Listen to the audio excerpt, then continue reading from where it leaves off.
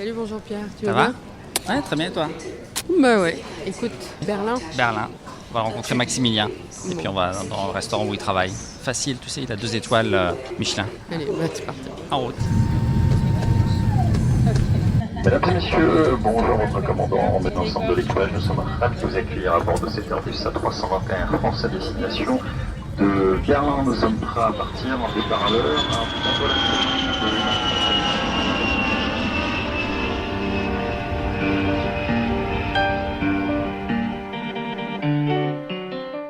Bienvenue dans l'âme d'une maison, la maison Tétinger. Des bulles, des moments de poésie, des instants d'histoire, un esprit de famille. Depuis 53 ans, le prix culinaire Tétinger couronne de jeunes chefs du monde entier, de vrais talents qui maîtrisent parfaitement une cuisine classique et inventive. Cette année, celui qu'on appelle désormais le Tétinger vit plusieurs étapes de sélection des candidats.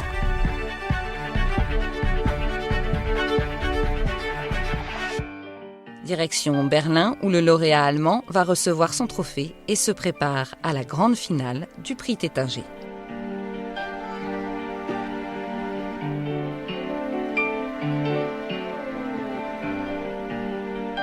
Donc voilà, on arrive à Berlin. On a atterri dans le brouillard et puis il y a toujours du brouillard. Bon, on est quand même au mois de janvier, donc c'est normal. On va prendre un taxi pour rejoindre le restaurant maintenant.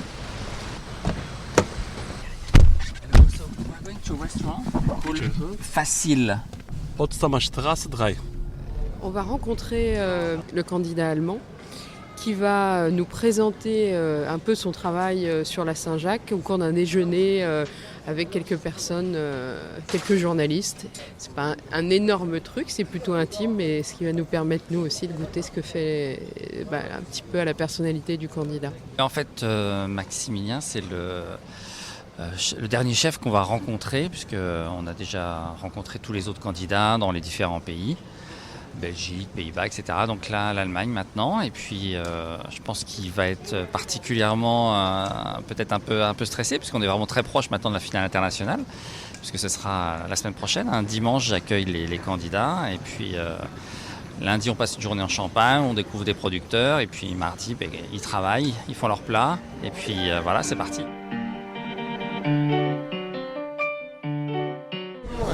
Directeur. Je suis ravie de vous rencontrer. Merci beaucoup de nous accueillir. La première fois à Berlin? La deuxième. Alors mon nom est Lutz Hesse. Je suis directeur général, propriétaire de Mandala Hotel. Le restaurant s'appelle Facile. On reçoit le prix Tétinger d'un jeune homme de restaurant de la cuisine. Intéressé et fait dans la compétition Tétinger. Il est invité à Paris, mais aujourd'hui c'est le jour pour s'il est assez bien. On va voir. Ouais. C'est vous qui l'avez poussé à faire la compétition? Non, il m'a demandé. Je dis il faut faire tous ce que peut. Hein. Alors il faut toujours supporter. Vous croyez en lui? Oui.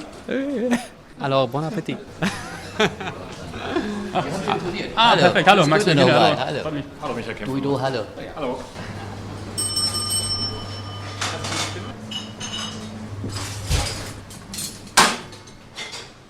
Maximilian Kindl. I actually work 5 years at Restaurant Facile.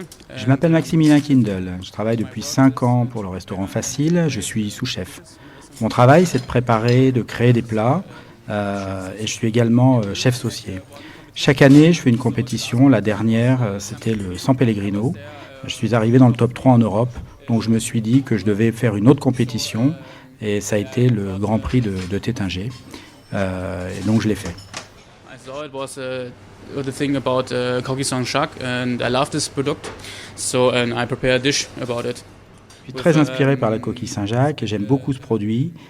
J'aime beaucoup le travailler. Je l'ai préparé avec des épices et avec le jarret de porc à la berlinoise. La plupart des plats ici au Facile, je les fais moi-même, donc c'était plutôt facile pour moi de préparer et de créer quelque chose d'autre ici. C'était vraiment une bonne surprise. J'ai gagné, mais bon, c'est vrai que Je pense que les autres chefs étaient vraiment très bons également, donc je suis vraiment très chanceux. So first course, the Coquille Saint-Jacques with Topinambour and Berliner Eisbein. Donc là, Maximilien vient de nous servir sa Saint-Jacques. Il est en train d'ajouter une sauce au champagne. Donc apparemment, c'est une Saint-Jacques qui a été snackée et qui repose sur une petite purée de topinambour et qui est entourée effectivement d'herbes, de fleurs. Enfin, c'est très printanier presque. C'est très très joli. Une assiette très visuelle, très poétique. C'est bon. C'est très fin. Et ils utilisent merveilleusement bien les épices, les textures. C'est long en bouche, c'est vraiment délicieux. Et c'est très... on ne sait pas pourquoi, que dire, etc. Mais c'est très allemand.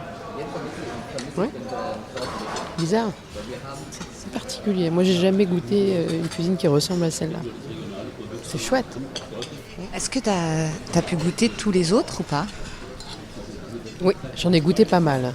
Les seuls que je n'ai pas goûté cette année, c'est le Japon et l'Angleterre. Mais en fait, ils sont tous très forts, avec des personnalités extrêmement dessinées, etc. Donc je me dis, c'est ce qui va être dur, c'est pour le jury de déterminer qui mérite de gagner. Thank you so much. Thank you for having us. Conte de Champagne 2007. C'est un conte de Champagne 2007. This is a privilege. Un grand vin, Those, they are- un vrai privilège. They can start champagne. This is good. My name is Bernd Mattis. I'm some kind of food editor and wine writer. Mon nom est Bernd Mattis, je suis éditeur et journaliste vin pour le journal Tagesspiegel à Berlin. Le challenge principal pour un chef aujourd'hui est de mettre l'accent sur sa cuisine au sein du restaurant où il travaille. Et lorsque vous êtes chef à Berlin, vous devez trouver des recettes qui mettent en avant les traditions culinaires allemandes, ce que cuisinaient nos ancêtres. The idea to use pork knuckles, Eisbein in German, is very interesting because this is not. Et son idée d'utiliser le jarret de porc, c'est très intéressant et peu commun à Berlin. Et cela donne aux produits traditionnels une nouvelle envergure. Et la combinaison avec un produit comme les Saint-Jacques est exceptionnelle. Et avec ça, le chef vraiment s'ouvre au monde. L'état d'esprit du Tétinger, ça a toujours été de dire, voilà, grâce à ce concours, on révèle les futurs grands talents, les futures grandes personnalités. Donc pour eux, c'est vraiment l'opportunité d'être à l'origine de la découverte de ces futurs grands chefs. Pour mémoire, le chef le plus emblématique qui a révélé le Tétinger, c'était Joël Robuchon. Donc Joël Robuchon gagne le Tétinger en 1970, mais il est complètement inconnu, bien sûr.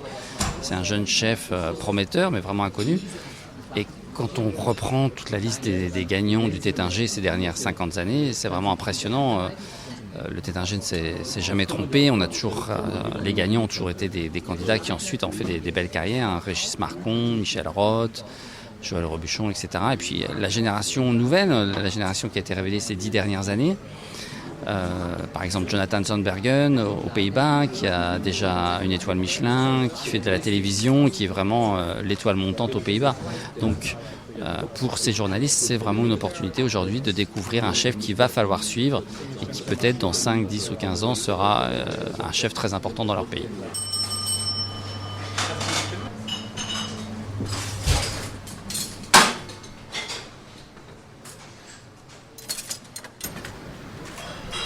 Merci beaucoup.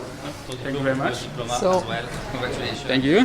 We are so proud that you're part of the Culinary Prize and represent Germany. nous sommes très fiers que vous représentiez l'Allemagne pour cette édition du prix culinaire qui aura lieu dans une semaine. Je pense que vous êtes brillant et avez toutes les chances de votre côté. Vous serez un candidat compétitif et le plus important, c'est que vous allez passer un bon moment durant la compétition avec les autres chefs. Ils partageront tout ce que vous vivez ici et je pense qu'ils ont la chance de vous avoir aussi.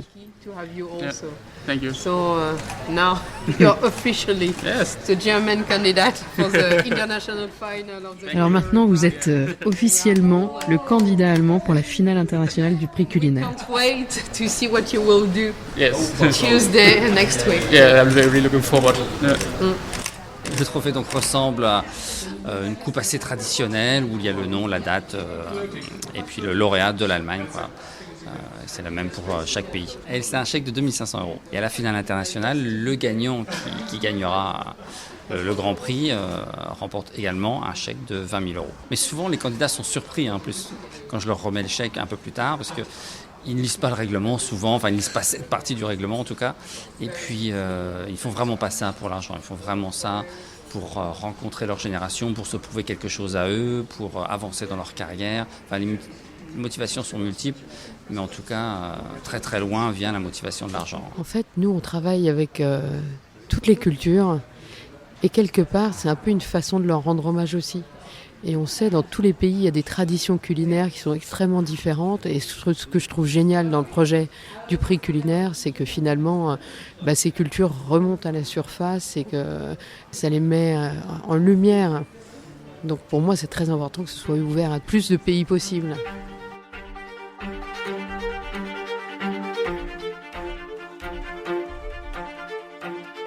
Le grand jour arrive. Les candidats des 8 pays sélectionnés vont avoir 4 heures dans les cuisines de l'école Ferrandi à Paris pour préparer le plat imposé, la coquille Saint-Jacques, et le plat surprise, donné la veille du concours. Rendez-vous dans la 3e partie du prix Tétinger pour un moment de suspense au cœur de l'art culinaire.